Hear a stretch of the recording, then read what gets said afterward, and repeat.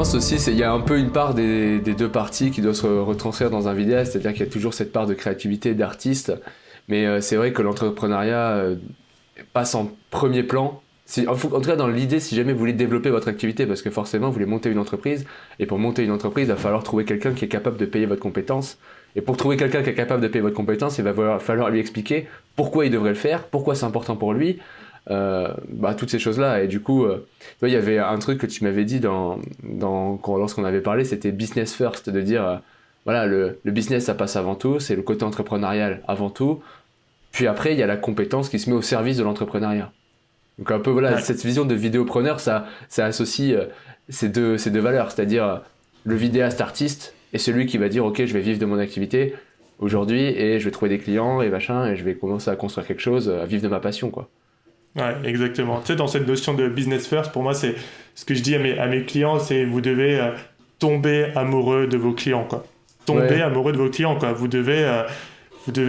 Vivre un truc avec lui, quoi. Et si vous demande, si vous, ça doit être une belle histoire romantique presque, quoi. Si vous demande un ouais, c'est truc et clair. que vous sentez que c'est possible et que ça correspond exactement à ce dont il a besoin, allez-y, quoi. Et je trouve que c'est ça, en fait, qui est beau dans le métier de vidéaste, au final. Bah, avec cette notion un peu entrepreneuriale, c'est que on est capable d'aider des gens, des entreprises grâce à la vidéo, quoi, grâce à la création. C'est quand même assez incroyable. Non, non, c'est clair. C'est clair. En plus, ouais, c'est clair que le client, quand tu commences à le comprendre et tout, il y a... Surtout, enfin, je sais pas comment toi tu travailles dans ta boîte, mais moi, c'est vraiment à la cool, quoi, hein. C'est... Le client, on discute, ouais, salut, ça va. Enfin, il me parle de tout un tas de trucs de sa vie perso, on en discute, on en parle. Ouais, je sais que là, par exemple, il y a un de mes clients, il a rencontré une femme, il m'en a parlé. Enfin, voilà, tu vois, il y a quand même cette relation un peu personnelle qui s'installe. Donc, c'est pas dissocié du business, hein, c'est-à-dire qu'il y a...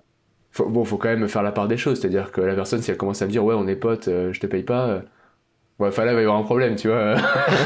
C'est clair, on est plus potes. Mais bon, c'est tout ça pour dire, arriver à cette conclusion qu'on a déjà dite, qui est qu'il faut vraiment faire passer l'entrepreneuriat avant et l'artiste après, et que c'est le Ouais. seul moyen que vous avez de vivre de cette passion-là, qui est formidable, hein. Moi, je m'éclate tous les jours à faire des vidéos.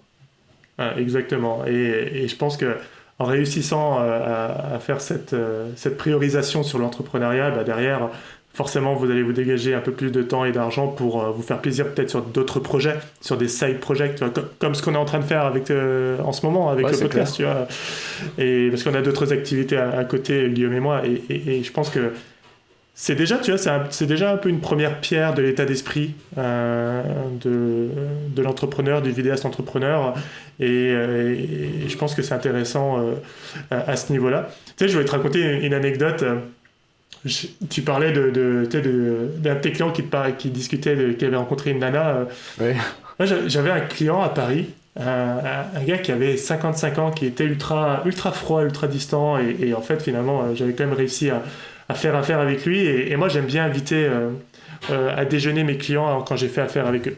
Tu vois, pour faire un petit suivi, prendre le pouls et continuer d'entretenir la relation.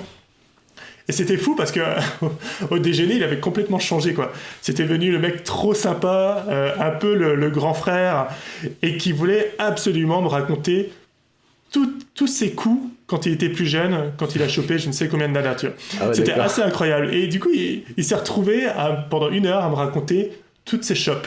C'est le truc inattendu, quoi. Et tu vois que à partir du moment où tu as un client comme ça qui se dévoile et qui commence à te raconter des choses, c'est qu'il y a une relation de confiance qui s'est installée. Et là, tu sais que les yeux fermés, demain, s'il a de nouveau besoin de toi, il pensera à toi, quoi. Et c'est ces petits moments-là qui sont vraiment géniaux et qui peut arriver si on va aller voir des entreprises, si on a cette démarche-là entrepreneuriale, quoi.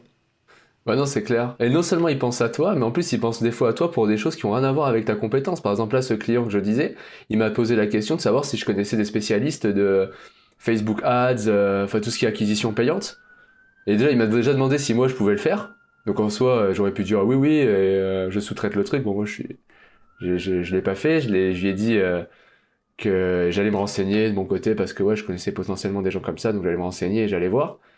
Mais voilà, c'est-à-dire que le gars, le premier truc auquel il a pensé pour un truc qui a rien à voir avec moi, parce que moi à la base je fais de la vidéo, hein, il m'a posé la question à moi, quoi. Donc en fait, on devient vraiment le conseiller de confiance. Moi, c'est un petit peu ce que j'aime bien dire, c'est la solution évidente à un problème évident.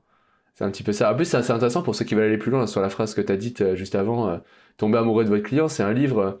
J'ai oublié le nom du livre. C'est un mec, Jay Abrams, il s'appelle. J'ai oublié le nom du livre où c'est dit ça. Ah ouais? C'est un consultant qui est. Le mec qui fait payer la consultation à 50 000 euros, quoi. Ah ouais. Enfin, 50 000 $. Et c'est 1 heure, je crois. Bah, tu peux tomber amoureux facilement après ça. Ouais. Salut, c'est Antoine. Si vous avez aimé cet extrait du podcast Les Vidéopreneurs, laissez un pouce bleu et un commentaire pour le référencement. Et bien sûr, si vous avez des questions business, n'hésitez surtout pas, ça me fera plaisir d'y répondre. Et 2 choses avant de vous quitter, vous pouvez retrouver tous les épisodes en entier sur Apple Podcast ou votre plateforme de podcast préférée. Je vous mets les liens en description. Et si vous souhaitez mettre un coup d'accélérateur à votre activité de vidéaste entrepreneur, vous pouvez rejoindre ma formation gratuite pour trouver facilement des clients par mail. C'est le premier lien qui se trouve en description. Je vous dis à très vite dans une prochaine vidéo.